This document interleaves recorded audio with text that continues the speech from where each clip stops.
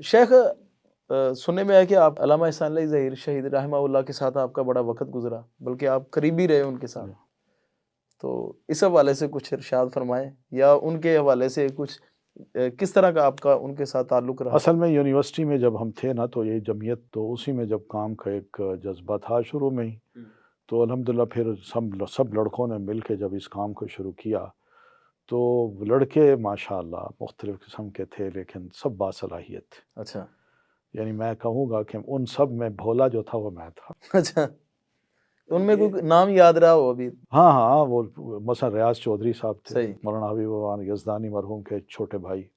ہاں جی، پھر ان کے بعد مولانا جو ابھی ریاض الرحمانی یزدانی کے نام سے جی ہاں وہی جی، والے. پھر اس کے بعد مولانا عبداللہ بڈھی مالوی صاحب کے رحمہ اللہ کے صاحبزادے احمد ساقی صاحب، صحیح، جو بعد میں اوکاڑا کالج کے پرنسپل بھی بنے اور ماشاءاللہ وہیں سے ریٹائر ہوئے.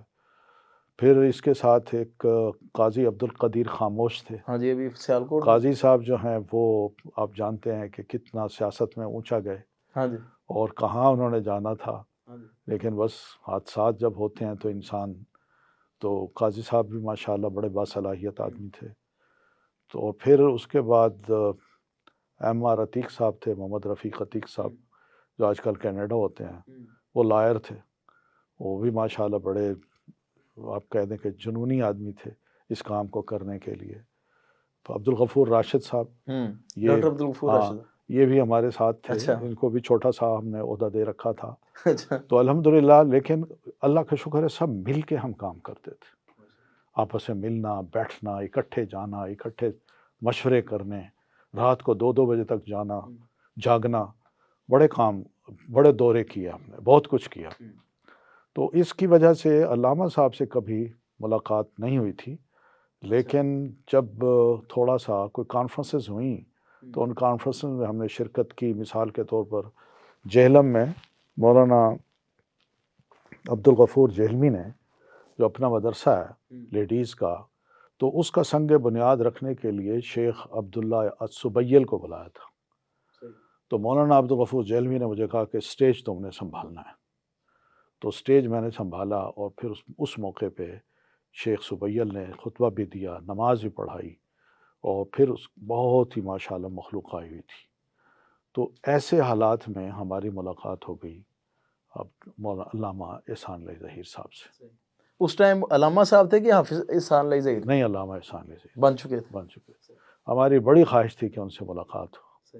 اللہ تعالیٰ نے ملانا تھا ملا دیا، ورنہ میں علامہ صاحب سے کافی عرصہ پہلے متاثر تھا. مجھے یاد ہے کہ 3-4 سال پہلے ملاقات سے کچھ عرصہ پہلے، بلکہ کافی عرصہ پہلے، ملتان میں ایک جلسہ ہوا تھا جس میں شورش کاشمیری رحمۃ اللہ علیہ وہ بھی تشریف لائے تھے، اور ان کی وجہ سے اتنی مخلوق آئی صحیح، کہ ملتان کا جو بڑا تھا گراؤنڈ قلعہ کا وہ فل ہو گیا تھا.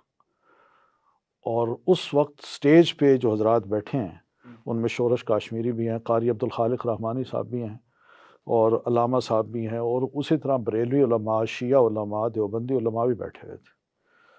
تو شورش کاشمیری خود ہر کو کہہ رہے تھے کہ بھائی 20 منٹ 10 منٹ 20 منٹ، لیکن جب علامہ صاحب آئے تو ان کو 20 منٹ دیے. تو شورش کاشمیری صاحب نے کہا، جو سننے میں آیا اس موقع پہ، اور ٹائم لو، کرو اچھا، ہاں جاری رہو. تو میرا خیال ہے کہ علامہ صاحب نے کو 1.5 گھنٹہ لگا دیا، اور مجمع جو تھا جم کے بیٹھا ہوا تھا. ایک ایک جملے پہ مجمع جو تھا نا پھڑک رہا تھا. ایسی ماشاءاللہ ان کی آواز تھی، گونج تھی، تقریر تھی کہ بس یعنی زندہ کر دیا سب کو. تو اس وقت سے ایک تاثر تھا میرا کہ علامہ صاحب جماعت کا ایک بہت بڑا خزانہ ہے، تو ان کے ساتھ مل کے اگر اللہ موقع دے کام کروں. تو الحمدللہ اللہ تعالیٰ نے موقع دیا، تو پھر ہماری بڑی اچھی دوستی ہوئی. علامہ صاحب جو تھے وہ کبھی بڑے بڑے جلسوں میں جاتے تھے ادھر پنجاب کی طرف، یعنی ملتان سے آگے تک، رحیم یار خان سے آگے تک. تو مجھے کہتے تھے ادریس تیار رہو، چلنا، میں آ رہا ہوں، میرے ساتھ نکلنا ہے. تو الحمدللہ پھر مجھے لے جاتے، میرے گھر آتے، رات سوتے، آرام کرتے، کھانا کھاتے، چائے پیتے، حتیٰ کہ چائے خود بناتے تھے. وہ میرے گھر سے اتنے واقف ہو گئے تھے، ان کو یہ پتہ ہے کہ چولہا کہاں رکھا ہوا ہے، ادھر سے جانا ہے ادھر سے نہیں جانا، صحیح ہے. پانی کہاں مل جائے گا پینے کا، اس سے زیادہ سادہ سا گھر تھا.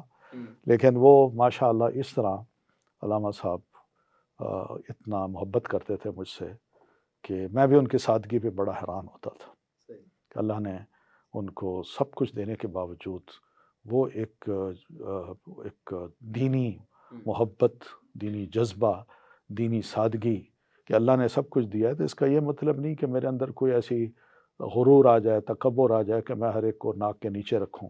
ایسا مسئلہ نہیں تھا. کبھی انہوں نے ہماری غربت کا مذاق نہیں اڑایا، بلکہ حالات پوچھتے تھے اور پوچھ کے اللہ کا شکر ہے کہ بڑے اچھے طریقے سے چلتے تھے. تو اللہ کا شکر ہے کہ یہ سارا ہوا. تو بس وہ کافی عرصہ میں نے ان کے ساتھ کام کیا، مختلف بڑے بڑے جلسوں میں گئے، اور بھی بڑے جماعتی کام تھے وہ بھی کیے. اور بس اتفاق ایسا کہ مجھے جب یونیورسٹی میں جاب ملی تو مجھے اب سب کچھ چھوڑنا پڑا، خیر حافظ کہنا پڑا. تو پھر اس کے بعد میں پی ایچ ڈی کے لیے گیا تو پیچھے ان کا حادثہ ہو گیا. اچھا. تو بہت ہی دکھ ہوا. 87 کی بات ہے. تو میں 87 میں گلاسگو میں ہی تھا. وہیں میں نے یہ خبر سنی اور پڑھی اور بہت تکلیف ہوئی. بس اللہ تعالیٰ ان کے لیے ہمیں صدقہ جاریہ بنائے. ہم جو کر رہے ہیں اللہ تعالیٰ اس کو قبول کرے.